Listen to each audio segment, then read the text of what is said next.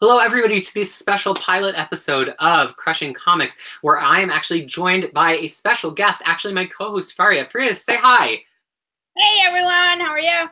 It is so wonderful to have you here, and we're doing something that I've never done on this channel before, which is we're going to talk about a specific comic book and actually discuss it in depth instead of just saying, hey, this is what happened, this is the plot that occurred and the characters that appeared. And that comic book is Sandman issue #1 by Neil Gaiman, and we are going to be talking about it just for this whole episode, just Sandman 1, and then if you like it, we are going to continue at least one more week to talk about some more early Sandman. Then it's up to you as the viewers and the likers and the commenters to see if we're going to keep doing it in the long term. So I guess let's get started. I think people who've been watching the channel know who I am and my life here, having moved these books around the world. But can you tell us a little bit about who you are and kind of how you came to have the collection behind you there? Hi, yeah. So I'm Fariha, and I've been part of it, been reading and collecting comics for about, I would say, like 8 to 10 years right now, and started with reading Tintin when I was about 5. And someone just gave me a Bangla translation of it, and then I kind of gotten into that. But then I don't think I gotten into the reading comic books for like superheroes and stuff until it was like 2005 after Batman Begins came out. So did you see Batman Begins and say like, oh wow, I could be reading this every day on the page instead of waiting for movies? And well, I was always into like the animated shows, so I was into superhero things before that, but I my sister reminded me the other day that apparently we had a lot of comics at home as well, which I don't personally remember. But yeah, it was actually Batman. After Batman Begins, I started like, oh, you know what? I want to dive more deeper into it. And then, yeah, so that was like 13 years ago. And now I'm here drowning in my collections. You can see all my DC stuff behind me and then all my Marvel and Image stuff over there. So yeah, it was a beginning of a rabbit hole. Wonderful. So I'm just checking in with the chat, and folks say that everybody says they're seeing Faria clearly, but you're not seeing me when I'm speaking. Can somebody chime in and confirm or deny that? And I'll try to tweak things and then we'll keep moving.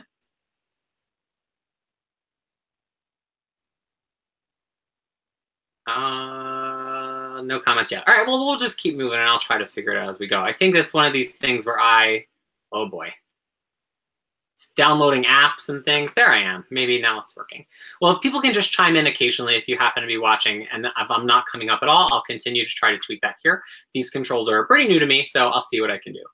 But I want to stay on content. So I would say the way that I first learned about Sandman is I was actually reading at the point that Sandman was still wrapping up in the 90s. Right. And it seemed like this unattainable thing. Like the trades had started to come out, but I was seeing the comic books at the shop and it was like an issue 50 and 60 already.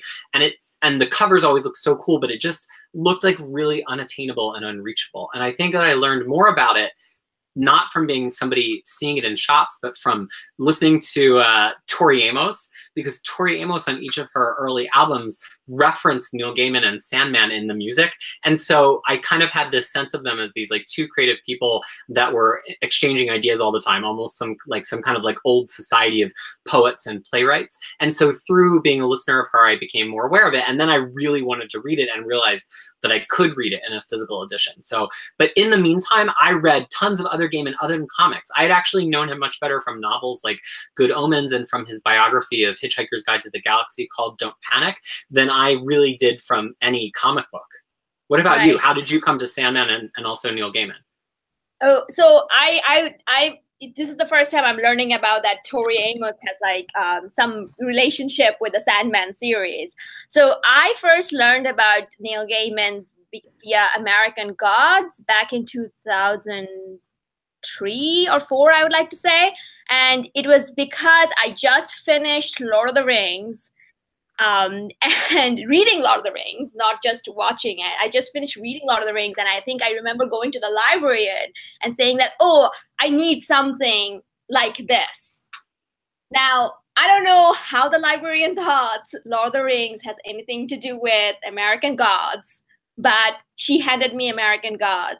and I fell in love with Neil Gaiman ever since, because I'm a huge Neil Gaiman apologetic.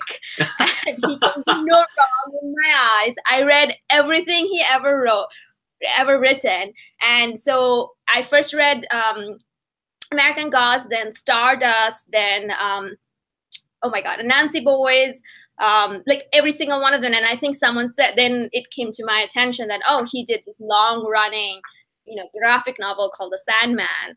And, that Sandman is my first ever purchased with my own money as a wow. the first ever comic graphic novel set I bought with my own money. And I think I overpaid it, because at that time. Well, now you have all this knowledge about in-stock trades and all these secrets of the way to get cheap comic books. Right. So I was in Canada, and I remember winning it within like a last second for $97 for all 10 trades. Oh, well, that's not bad. I was so happy, because I'm like, oh my God, it's my own money. I'm buying my own comic books and things like that, because, that's the adult dream to live up to. So yeah, and then I think I read them all in like 1 week.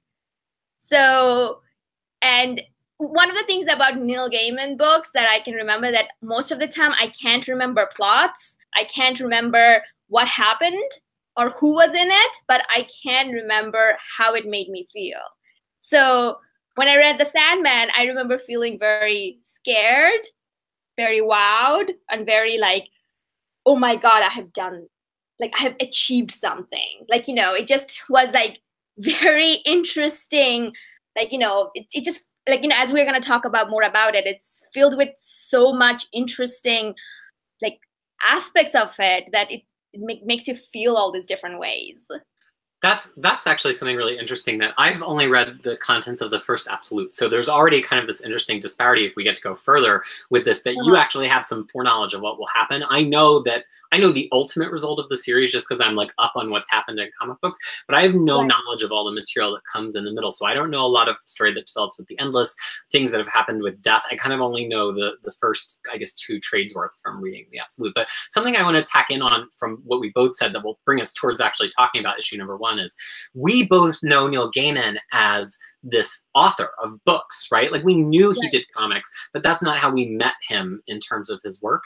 And I think that it's impossible now to encounter Sandman as a new reader without having had that perspective of knowing who Neil Gaiman is already. And it's hard to compare that to anybody else in comic books today, because even the biggest comic book authors tend to be mostly comic book authors who also do something else. And I guess you can maybe compare it to like Mark Millar having been the creator of Kick-Ass, which was like a pretty popular movie, but this is something really specific and special, where we all have this knowledge of Neil Gaiman as an outsider to comics, that we are now reading his comics for the first time. At the time, it's impossible to think about this without like the information right in front of you. But at the time that Sandman came out, people didn't even know who he was as an author. He had written the Duran biography, and he had written Don't Panic, the official Hitchhiker's Guide to the Galaxy Companion, which I probably was reading at the time, even before I knew Sandman existed. And that came out in 1988. So this idea of Gaiman as this hegemonic force in storytelling did not exist for the people that were picking up Sandman 1 at the time. It just wasn't, it didn't exist.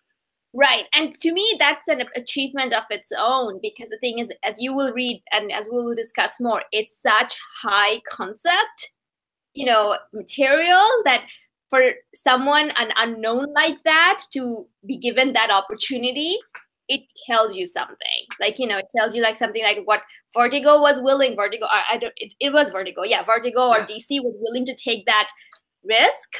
And, that the fact that people were picking it up, it's actually to me, it's like a huge deal. Like, because, I mean, that shows how talented he actually is. Like I told you, I'm a Neil Gaiman super fan.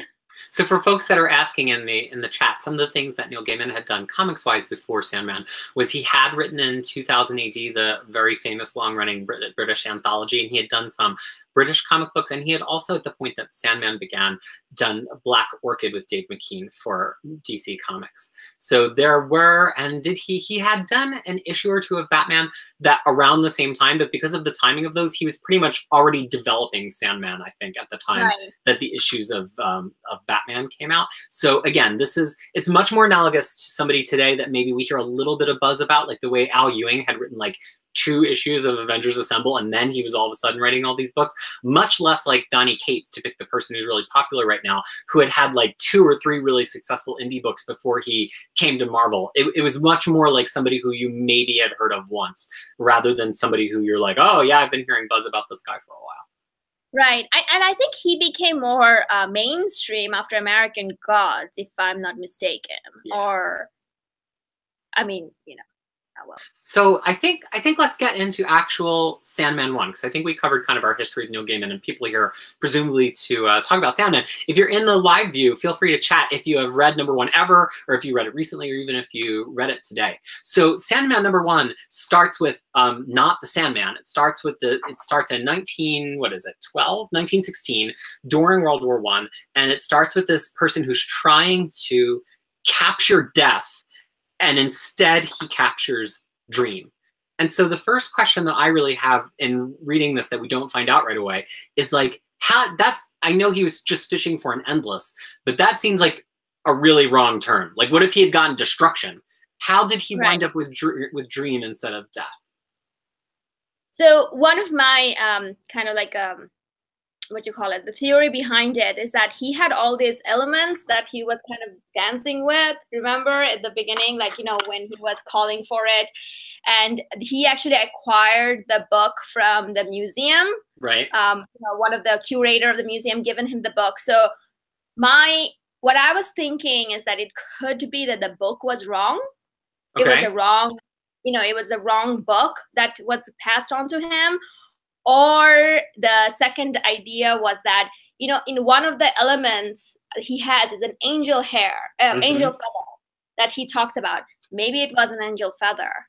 Maybe that was maybe one of the things wasn't right. And, you know, later on you will also find out that Dream is kind of more, has a more tendency to get into trouble, or he doesn't actually think human to be more, you know, as dangerous. So there's a good chance he probably took it as a challenge, and he saw some opening on his side of the world and like, oh, what's that? Let's check this out. You know, so kind of instead of like, you know, he would probably figure that they were calling for death and he wanted to check something out, and he just kind of got trapped. At least that's what my theories behind it is. I really am interested to get, you know, through all the way the end of my read, whether we do it on camera or not, and then go back and reread the prelude book. What is it called? The Overture that came out recently, because I read Overture, but then it had been so long since I read this, and I think it makes a really lovely continuity. I think really interesting things happening in chat right now are some people think he just screwed up the spell. Some people thinks that maybe he has maybe just a misconception of what he was dealing with, right? But then the thing that I think is interesting is, so he does the spell and he immediately says, no, we failed. This isn't death, damn it to hell. And then 10 years go by with Sandman trapped in the basement. And he knows he has Dream because he won't let the guards fall asleep.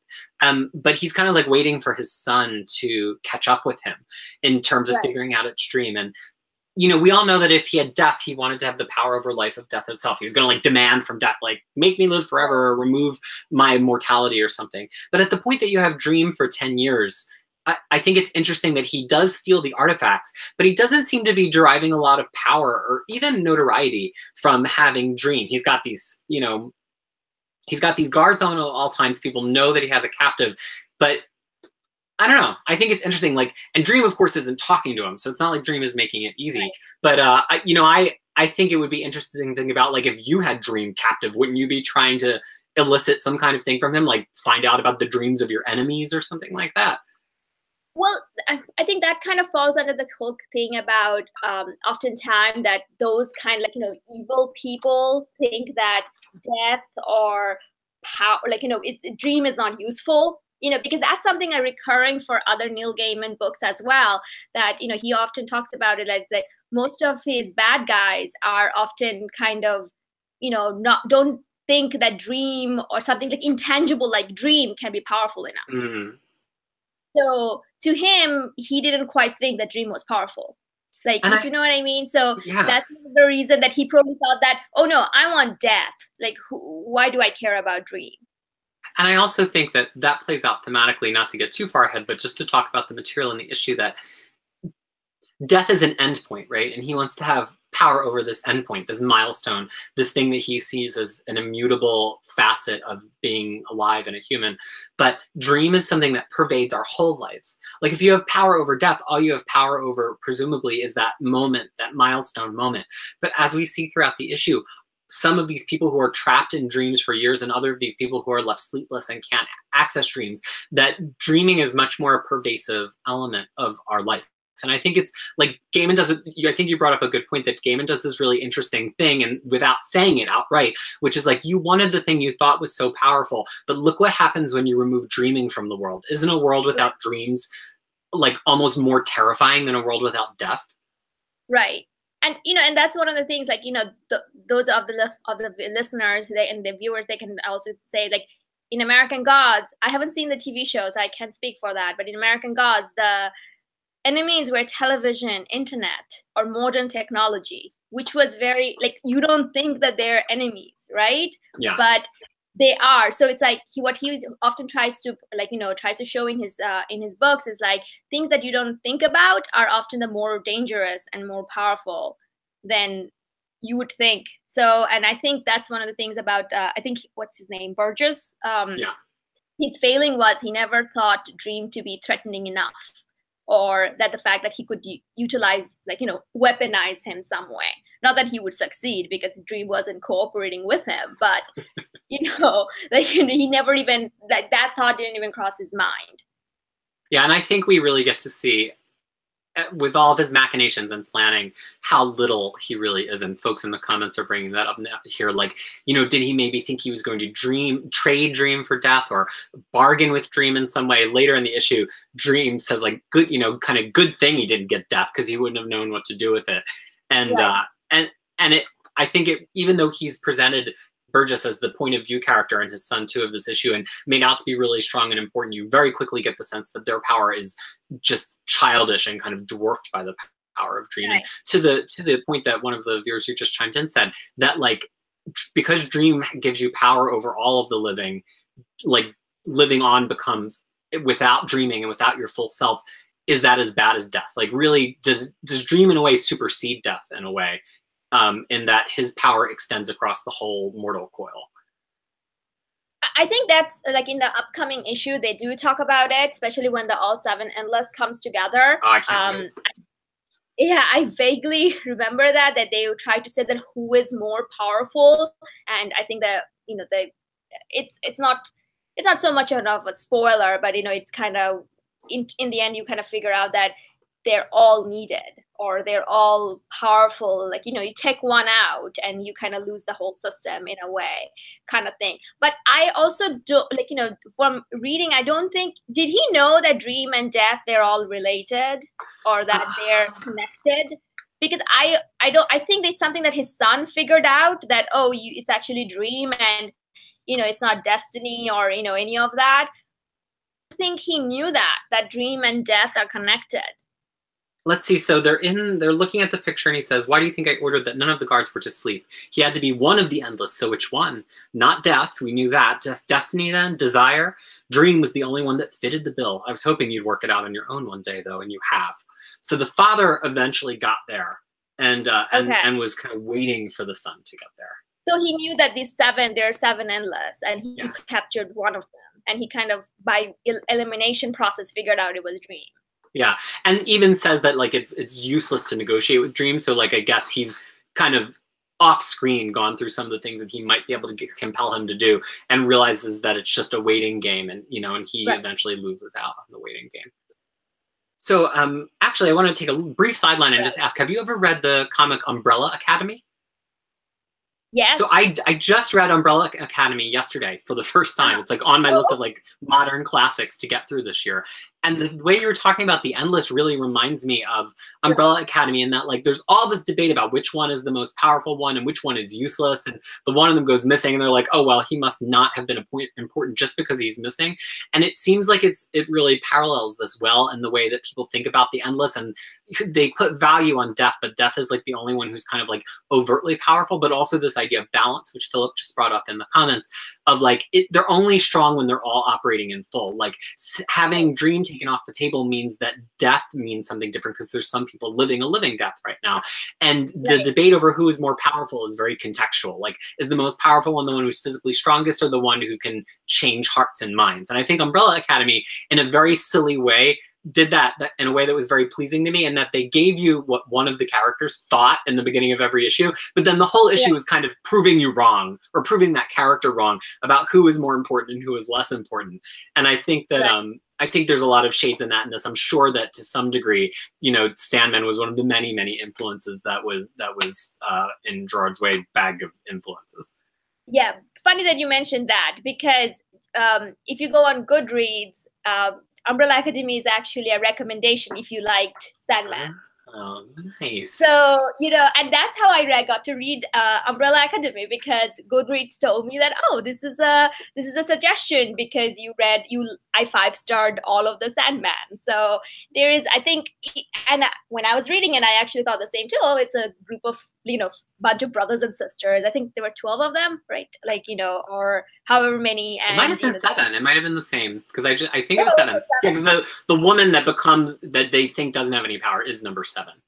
Oh, okay, yeah. So it's like, you know, 7 brothers and sisters. They go on and have superpower. And anyway, so sorry, I got sidetracked over there. No, I think that's great. I think part of the fun of doing this now in retrospect is that we get to pull out not only the influences on Sandman, but some of the things that Sandman has influenced. It's one of the hugest and most influential modern runs of comics. And for people who've read a lot of comic books, I think we're going to probably pluck out a lot of things that we realize that Gaiman kind of did first, especially as we get to some of the story conceits that he uses. But actually something that's interesting and tied up in that is, so as the issue goes on, it almost like accelerates. Like, we spend a while in 1916, and then it's 1926 for a page. Then it's 1930 for 3 pages. Then 1947, 1965, or 55, we get to see the son now kind of going through the psychedelic era and be this kind of guru that's, you know, just telling everybody free love and drugs. And then we get one page that's 72, 78, 82 to bring us all the way up to 1988. All this time, clearly somebody, that's right, Gaiman did it first. Sorry, I get very distracted when I see cool comments in the chat. But all this time, clearly somebody is having a dream somewhere, right? Like, it's not like nobody dreamt for the entire 20th century. Right. But so, I don't know. What do you think about that? Are people dreaming? Are the dreams like fundamentally different? And, you know, that's something that, you know, the point that, you know, you brought when I was looking over your questions, that's the first time I actually thought about it. I'm like, that is actually true, because some people lost the ability to dream or to wake up or to sleep, but then life was moving on, or life was going on. So I think that, you know, it's like there's some kind of, because, you know, later on we found out he does have his minions. So was his minions still active? And they were kind of carrying on his, you know, his world, until all of a sudden they decided, okay, he's not coming back, and we're just gonna move on as well. So do you think that was a possibility? I think so. I think, and we'll get into this next week when we talk about number 2, but it's almost like each of them are like a government, a body, a head of state, a head of body of government. And just because they're gone, it doesn't mean that nothing works well, or nothing works at all, but the things don't work well. So dreams are maybe not as effective. Maybe people are not getting as inspired. Nothing as unusual has happened. People aren't making the kind of connections that they made in dreams to inspire them in real life, maybe, as they could when he was in charge. And this is speculation of somebody who knows very little of the series, because I like to think about, what if it had been death in a bottle for all of the 20th century? I don't suspect that nobody would die, but I think that you know, it would probably change the nature of death in the 20th century. Would that mean that, you know, wars took less casualties if there was no death? What if instead, you know, destruction had been in the bottle? And so I think that's a really interesting thing to think about, of, you know, if we're saying how much balance matters to the endless, what happens when one of them's not there? What happens to the balance of the whole world? Right. And I also think, like, you know, maybe he had his residual effect left in the world, because, you know, it's just probably how it all works out. But at the same time, it seems, well, he just used the example of, I think, 4 different individual of how like locking, like, you know, how capture of dream affected them. And he mentions in some places that there are people are living as like a sleep wake, like, you know, like walking, like, you know, sleepwalking, or they're right. just He does like say there's whole floors of hospitals where these people right. are. Yeah. And more people was getting into it. Like that's, I think that's where the thing is, because that's where I was thinking about it, because he was saying that as days went by, things were getting worse. Mm. You know, so that's why I'm probably thinking that his effect was wearing off, or his minions stopped working, and eventually things were getting worse and worse. But you know, it's a, or maybe, you know, we're overthinking it. It just well, I mean, I think the show is the definition of overthinking it a little bit. So that's true. That's true. That is 100% true. I think somebody, Philip in the chat, just said a great thing. He says, a quote, "The universe knows someone is missing and slowly it attempts to replace him." And I think that's a good summation of the mechanic. And again, he's not dead, because we see much later what happens if he's presumed to be dead. Right. I want to shift gears from story to art for a second. So I'm a pretty big fan of 90s Sam Keith, and but I know him mostly from like Ghost Rider, which began in 1990, and then The Max, which began in 1992 or 3. And so this is much earlier him for me. And I don't know, why don't you go first? What did you think about this artwork, especially the first time you read it in the trades? Right. So when I first read it in the trade, and they were like tinier version of this, because now I'm reading it in absolute, and things are just much more bigger, absolute version. And I thought that it had a psychedelic feel about it. Like, I don't know, I thought like I was having a fever dream, because it's just the way the things flows, or the way the things are. It's like a much more caricaturized version of, like, you know, everyone. So, and for some reason, I thought that it was very effective that way. Like, I don't know if I could handle a very clear cut, you know, the way you see current versions, like, you know, just general superhero books that you see, that would actually effectively work in this way. But however, I kept on thinking as I was reading it that what if Sean Gordon Murphy, he redraws some of this? How is this gonna look? Yeah, I think, you know, I have 2 different reactions to it. One reaction is that it's much more jagged, I think, than I originally anticipated. I think having seen all these Dave McKean covers for so many years, and then knowing what I knew of later Keith, and then also having read like pre-Vertigo books like Sandman and Animal Man and Hellblazer that had like Brian Boland quality people drawing them, that I was like a little weirded out by how like kind of weird and droopy all the people were, and it wasn't what I was expecting at all at first. And but then the thing that I came to really appreciate is how uniquely Keith, and we would be remiss in not also mentioning, I'm so bad at saying his name, Drydenberg, who is, I think, starts out as the inker and then later becomes a penciler on this. Mike Dringenberg.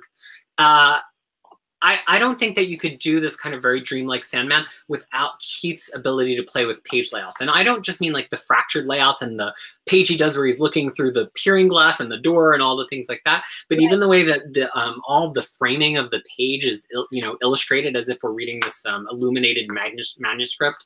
Like there's this page that has like a big dragon motif around the frame of the page. And I think you needed somebody who brought that level of kind of inventive weirdness to this. It couldn't just be like a normal 9-up grid kind of comic book to begin, because I don't think it would work. Yeah, and that's what I was trying to say. It's like in current, like, you know, this structure, like 9 panel in a page kind of way, I don't think it will work. But the thing is, like, with the whole droopiness of it, I often thought that is that, you know, is it because of the dreams point of view? Because dreams looking at all the human that way, so they kind of all look kind of droopy and kind of, oh, interesting, you know, kind of messed up, if you can say it that way. Yeah, that it's kind of, I love stories that have what you think of as an unreliable narrator, right? Like the story's only told from that person's perspective, so you can't believe it's objective truth. And I think that there's an aspect, and Gaiman loves to play with things like that. So I think that there's an aspect of like, how much can you really trust things that in this issue, even though we're seeing them from a outside perspective of the people outside the door, it's really the story of his captivity. And we're only seeing the things that are the most relevant or interesting to that. And so I think that there's a level of unreliability to how the people are being depicted, and the things that we're kind of allowed to see here, as opposed to future issues when we actually get whole scenes that are totally away from Dream. Right. But the thing is, at the same time, it's like, even if these things are happening, who is the narrator actually? Like, you know, who is the person who's saying all? Like, you know, is it maybe is it because it's Dream or someone's telling it to Dream? You know, when after he's, you know, out of captivity, that because it feels like half, like, you know, half informations. All of the informations are not there often. So that's why I'm kind of thinking that who is telling it, who is narrating it. That is very interesting. I don't know the answer. I'm interested to think about. I think, you know, at the time, narrative boxes were more of the style in comic books, and I don't think there was always an answer to the intent of like the who. But at the same time, I think it'll be interesting to read further issues to think about like who really has the ability to tell this story. You know, and think about if it really could have been somebody later on. I want to hit a point from the chat and then ask one more question about the art. So in the chat, somebody brought up that quote about the universe conspiring to replace someone is from page 28 of the Absolute. And it's when we have the Wesley Dodds Golden Age Sandman. And that's, you know, that's a really interesting point about that. Even as great as the Endless are, there's like greater forces in the universe, which will find somebody to represent the symbol of the thing. Even if they can't be the actual thing. So the book makes a good point of like, he knocks the enemies out with sleeping gas or whatever, and then he leaves the sands behind. So he's not literally using Sandman's power, but like the universe finds a way to like, what is the quote? Life finds a way from Jurassic Park. Like some substitute will be brought in. I'm going to show a specific page if my weak human frail body can pick up this Absolute and hold it up to the camera. So this is A, I think a really great page of this book. But B, if you've ever seen this book with original colors, which sometimes you can find individual pages online with individual the covers, or if you have an older trade or the original, this page looks nothing like this. This is not all this toned blue, and there's a different lighting effect on these skulls. And these faces in the foreground of like Marilyn Monroe and Elvis don't have this knocked out sepia tone flesh to them. They're like cast in a really harsh, different light. So early issues of Sandman did get a professional recolor for Absolutes and for all of the subsequent collections, and Gaiman and everybody involved agreed that it was a good idea. The colors looked good, but I'm somebody who likes those really stark, weird colors. There were a lot of pinks in this issue if you read it to begin with, and there's not a lot of pink now. And I looked at some of these pages side by side with the original ones that I could find. And I was, even though the definition of these pages are better, I think some of the mood was lost. I was like shocked to see how much wasn't there. I don't know. What about you? Have you ever seen the original colors? I unfortunately have not. And, you know, that's kind of like, you know, I didn't went back and look at it. The trades that I read was the reprint with the recoloring. And that was actually one of the things that I wanted to ask you if you have seen them. So it seems like you have. But what's the history behind the change? Why they needed to recolor it? Well, you know, I think that everybody says the same thing, but then it's like you have to decide if it was really warranted or not. And the writing that I've seen about it is Gaiman saying like, look, there were things that we wanted to do at the time, but it was not possible to do. And we were so early in the story that it, you know, at that point, it wasn't this like work of prohibitively genius literature. It was just something that was coming out on a monthly basis. So given the chance to go back, they did. And did it again, but it's just, I think the original comic, I think some things it does really wrong. It does like some flesh tones wrong. There's a lot of pinks and purples because you couldn't get like the lighting effects that you get today with the really complex gradients washing across the page. And also white didn't work on the page as well because pages like newsprint would just show through from the other side. So you had a lot of incentive to, actually put ink on the page. Let me see if I can find this one page for a moment. And bring it up. I don't know how I'm going to do that, but let's do some Google searching. I don't know. Why don't you talk about something related to the art for a second? I'll see if I can get the original page up to have show on screen. So one of the things about art is Dream's, like, you know, Dream's character design was actually based on Neil Gaiman. Yeah. So I don't know how many people knew that. And to me, that was kind of interesting because Gaiman before, but unless someone pointed it out to me, I'm like, oh, really, what do you know? You know, And it's funny because like what an act of like hubris to have your main character look like you. But I don't think he asked for it to be that way. I think it was like, if you look at the back of the Absolute, it was the development over time. Right, kind of made it look more like him, as opposed to later when we meet Lucifer and Gaiman was like, it is David Bowie. Right, exactly. And the thing is, like, I don't think, from what I've seen or like read about Neil Gaiman, I don't think he's the kind of person who would like to have his face as his main protagonist. But you know, it's very interesting. And another thing that the woman the death was based on, she recently actually passed away. Yeah, really sadly after a battle with cancer. Right. I think her name is Cinnamon Day, I think I'd like to say. Like, yeah. But yeah, but she does look like Death. You know, if you put them side by side, you're like, okay, that's what the character design came from. But yeah, so that was one of the things I was like, oh, that's kind of interesting. So I'm just trying to see if there's a way to share screen the way that you can on screen share. Haha. Application window. Okay, here we go. I guess I'll have to keep talking so this stays up. Can you see this right now, Freya?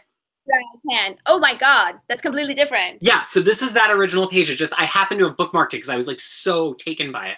So notice that, and I'll hold up the other original page again, or the non-original page so we can compare. He has the same amount of white on his body. His hair looks like that classic Wonder Woman hair where it's mostly black with like a little bit of blue highlight, but in the actual book, it's much more toned black.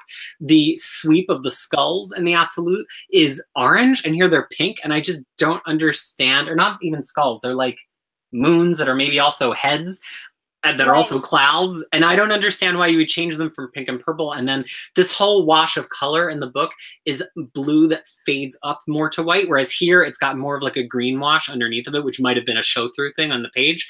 But then the human stuff here, the dude at the bottom left looks exactly the same pretty much in the Absolute. But if you have an Absolute or a recolored copy, these people are not cast in this blue light, which in comics at the time that were 4-color process was like a way to indicate that they were like in shadow or partial light. In the book, they're actually just similarly in flesh toned and screened back from the brightness of the person in the front. And I know that that's like a digital trick, but I hate it. Like, to me, comic books are this. It's this page that we're looking at that has impressionistic choices in color that are meant to evoke something in you rather than being the literal color of the scene. And while I can get behind the change of this to blue and maybe even the change of the pink skulls to the orange color, although I don't really understand it, I don't understand why you would take that blue kind of shadowed look off of the people underneath and make it look like a literal film scene. I don't really understand it. Right. So you're talking like an artist. I mean, you're into music and all of that. I personally prefer this. I personally prefer this. So tell me about why you prefer this, because you're who they're marketing to. So why do you prefer it? Oh my goodness! Now it's. I didn't mean that in a mean way. I totally didn't mean that in a mean way. I'm kidding. Honestly, I don't know, because all of the things that you were talking about, all the abstract and all of that would be lost on me, because I actually, like, I'm an engineer by profession, so everything is like squares and circles for me. So I often like to see things as they would be in real life, right? Oh. So to me, that the people looking real, it kind of makes sense. And the thing is, like, I wouldn't have given all that thought. So to me, like, when I saw them when you put them side by side, my brain automatically picks this one. That's so interesting. And maybe it's because that this is what I saw first. My brain just got used to it, and I'm like, oh, this is a perfectly fine. It conveys all the information that it needs to convey. And but I also see your point that it's different. That's something that you wouldn't see, but that's just my what I'm going for. I just think it's interesting to me, because as a kid who is looking at comics on the spinner rack and then eventually buying comics from the spinner rack, I loved covers that had pink on them. I liked pink. My first bike was pink. It was like a girl's bike, and they told my mom that at the store, and she's like, he does not care. He likes pink. So I loved covers that had that blast of pink or that like bluish purple light that now would just be portrayed as moonlight.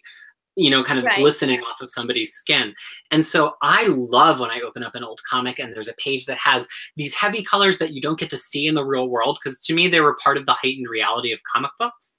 And and so I get a little annoyed when they like when they take away that heightened sense of reality that you got with the pinks and the purples and the blues and make it real colors again. It's not that I'm even making a value judgment, but that's actually just like a part of my nostalgia.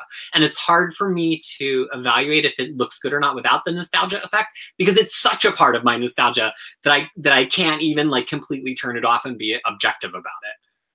Oh, that's a very interesting point, though, because you're saying that you want your comics to be heightened reality. Yeah. But to me, it's the other way around. I want them to be real. And like, you know, and honestly, that is like, you know, the whole, like, you know, if you do the personality trait, I think we're on the opposite spectrum of two. Maybe. I know that, like, you know, and so one of the things that I have, one of my, like, you know, as engineer, I've been told again and again that I have to be realist, or I have to think, you know, something that can be achieved and things like that. So I'm probably like, even my comic consumption has become that way. That is like, I don't often, I'm like, that's not gonna look like that in reality. So why are you trying to tell me that? So, but even though it's all fiction, but if you know what I mean, like I need some string to hold on to reality. And I feel like it doesn't necessarily, like, I don't think of color in that way. Interesting. But I think that's a very interesting idea about how comics are being marketed right now. Before we started the stream, we were talking about who are buying comics now. And then when people see something like American Gods on television, the quantity of people seeing it on television compared to a comic book, not to the novel, is so much bigger than the comic audience. And that like people who are grounded in reality are the majority of the audience. And like, if you're trying to make something have its maximal mass market appeal, you have to ask the question of the art, like, is it worth it to have this impressionistic version of the art if in a restoration process, we can restore it to be something a little bit more modern. Now, clearly you wouldn't go to like old, really psychedelic Kirby material and like muddy up all the colors. And clearly, even in a book like Overture, which is a modern book, it is super psychedelic. Right? And you would not take anything away from how psychedelic this is, because it was the intent of the author. But I think that there's like a little bit of interrogation of authorial intent going on when it's done well, to say like, did the author really want it to look like this, or would they have preferred that it came off as a more realistic comic? And that connects to the next thing, one of the last two things I want to talk about. In this read of Sandman, I feel that the early part of Sandman is a horror comic book. I think it was meant to be scary. And I think that the color change supports that. And I'd never thought of Sandman as a horror comic before. Do you think that Sandman, as at least the first 8 issues of Sandman, was a horror comic book? Well, I would like to say nightmarish, not necessarily you know, horror, because like, as I said, like with most of Neil Gaiman books, I remember the feeling, how I felt when I was reading it. And I think like when I was reading Sandman, like I said, I read that all 10 trades in like seven days, like in a fever dream kind of thing. And it felt more nightmarish than appropriately. Like yes, exactly. But it's like, you know, it's just like, and I often find, you know, the whole thing about that, oh, you know, I often get caught up in that. If someone gets hanged, that doesn't affect me because it's done. You're done. I'm more like, I think about anytime someone gets trapped behind a door and they're left there forever, you know? So, and I can't stop thinking about, oh my God, what's happening to that person, right? And so to me, the fact that, you know, what happens at the end of the issue 1, that he gets, like, you know, the son, Alex Burgess, he gets trapped in the eternal waking. To me, that's like, stop. That's much more scary than like a jump scare or somebody getting stabbed or something, because it's conceptually scary. Exactly. So I mean, to me, like it's not. It wasn't horror. It was like, you know, I felt like I was getting trapped in my nightmares. You know, like it's kind of like, to me, that, like, you know, that visceral feeling. I wouldn't call it horror. I would call it its own new genre of nightmare. Yeah. You know, what's really interesting is I don't, you know, I've never read past the first Absolute, so I've only ever read to issue 19 or 20. But I have a general sense of where Sandman goes, and I've seen some of the interiors, and I think that's part of it is this is nightmarish because this is a world that Dream has no control in. He's without his tools, and like a world without the gravity that he brings to the non-waking state is a nightmarish world. And I'll be very interested thematically as a first-time reader to see if the book starts to have a much more dream-like quality as we get into the middle section where he's much more in control of his powers and dealing with other sorts of challenges. Because I think it actually is a good thematic fit. Like if this was like all kind of twinkly and very dusty looking this early in the book, I don't think it would sell the theme and the terror of his powerlessness and what it has done to people in the world. Or his powerfulness, you know, because the fact that his absence can cause this much destruction is telling something. And that from what I recall, I don't think this theme actually changes too much as the novel continues, from what I recall. And viewers can correct me if I'm wrong. People in the chat are having some very interesting things to say about this. That the diner scene is one of the best pure horror comics ever. That people felt that it was meant to be scary and intense. The girl shoving ice picks into her eyes is burned into his brain forever. Feels that it's a horror book. Conceptual fear works better in comics. It takes a while to get past this horror vibe. So it seems like people are kind of with us that like they agree it's scary, they agree elements are horrific, but like is it a horror comic or is it just that some of the scares really stick with you? It'll be interesting to continue to explore. Right. And that's what I'm saying. Like it's like I don't know, like, you know, I feel like when people say, well, maybe I'm misunderstanding it, but to me, like horror is something like a jump scare, like It, you know, the movie, that's considered to be horror. But to me, this is like, it's a own new thing, which is much more potent than horror, I would say. Yeah. But everything is like, obviously, like everything in the diner, 24 hours, the issue called 24 hours, every panel has stuck with me. And I'm famous for not remembering anything. But you remember that one. I remember every panel. And also another panel that I messaged you, like it's called, I think it's the issue 8 or issue 9, in the where death is first introduced. There is one page of that also got stuck in my head, not because of what happened to the characters present, because they went away. There's one character that is left behind, and I kept on thinking, what happened to that person? How that person moved forward.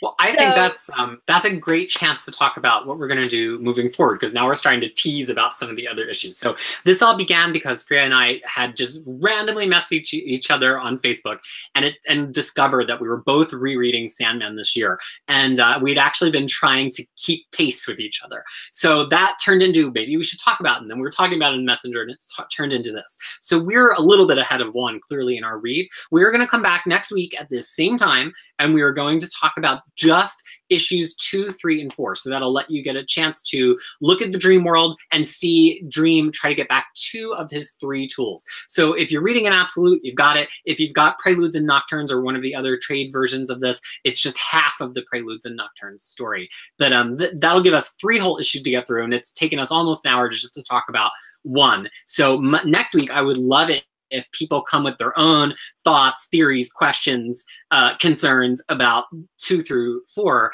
And maybe if a lot of people are enjoying that, we can come up with a way to kind of like precede some of the questions and discussions earlier in the week so that people are really ready to participate in the video. I would love that. Yes, and what I will kind of tease on one thing is like 2, 3, and 4 has a lot of guest stars, a lot of characters that if you are a comic book fan and if you are reading comic books, you would know. And guess what? I had no idea who this is. So but look at your shelf. You have all these DC comic books behind you on your shelf. Wow. So you've at least seen these people before. Do you see any of those comic books? I don't know who the hell. When I first saw spoiler, there is a minor DC character coming up in, I guess it actually would be in the following week. And I didn't even know that it was an existing character the first time I read it. I thought Gaiman had just made it up. But I knew all the animated series because, you know, I was fan of DC animated universe. Like I watched every single episode. I knew all of this, so I knew of the concept of all these characters. but I may not have read like, you know, their flagship titles, but Right. I had no idea who these people were. Like, you know, and to me, now knowing all of this, I'm like, oh, you know what? And if any of the listeners are part of the, you know, part of our group that we're both part of, you like, I recently asked a question about it. It's like, well, does this mean Sandman belongs in the DC universe? Because if that is the case, it just opens up a lot of can of worms. Well, that is definitely going to be a topic of discussion next week, because here's my challenge to people who think they might be able to join us next week. As you're reading 2, 3, and 4, tick down every connection you find to the rest of the DC universe. Let's see if we can talk about as many of them as we can find next week, because I think it's a misconception that people think Sandman didn't start out in the DC universe, and the next few issues will show that. Just a couple of housekeeping notes, and I'll let Freya kind of wrap up what she wants to say for the issue. If you hear us talking about an omnibus group and you don't know what we're talking about, if you go to Facebook and search for the Omnibus Collectors, that's collector '*S, the Omnibus Collectors Comic Swap and Community. There's an amazing group chaired by Riley, who is the Omnibus Collector here on YouTube, that fosters amazing discussions like this one every day, every week. And that's where we know each other from, and where we get a lot of our daily comic chat on. So if you're not a member, I highly, highly suggest it. It's one of my favorite things about the internet, quite frankly. So that's 1. And then 2 is if you haven't been tuning into my channel, to please stay tuned. I am right now unwrapping books. Let me see if I can get one of the wrapped ones up. This must be another absolute. I'm unwrapping books every day that made their way down to Wellington, New Zealand, and I've got about 20 episodes of that left before I am all done the unwrapping. So that's what's usually happening on this channel, though there'll be more pilot episodes like this one of stranger, more different things, because once I run out of the unwrapping, I still want to be able to do this and talk about comics online with you all who are watching, and with people like Freya. So people have kept saying awesome stuff in the chat. I'm so happy to see Tyler Brown, Brendan Donnelly, folks that I love to talk comics with. I hope we'll all see you again next week. But before I do sign off, I want to just let Freya have a chance to kind of sum up about Sandman 1 and what she thinks we have to look forward to next week. So as I mentioned, there's like a lot of guest stars coming up in 2, 3, and 4. That, you know, if you are a comic fan, you would actually enjoy it. However, one of the things that I want to say that before we sign off from this, it's like how clever Dream actually is, because the clever way he speaks. That's true. We didn't talk about that. Yeah, from the captivity, and honestly, I don't know, like, you know, I completely forgot. It's you know, and spoiler alert if you haven't read it, it's like he actually one of his prison guard fell asleep, and he talks about that he's gonna go to a beach for a vacation, and he fell asleep, and there was a beach in his dream, and he actually captures sand from that and then used that as a weapon to escape. And this is just a beginning. Even though he's at his weakest state, he's very clever and very powerful. So which means that he will up the ante as he's getting more and more powerful. So that's something to look forward to. And I love the Sandman book. It's and you know, now I feel like if we're continuing to do this based on how many people tune in and stuff, like, I don't think it will be seared into my brain and I'll never forget it.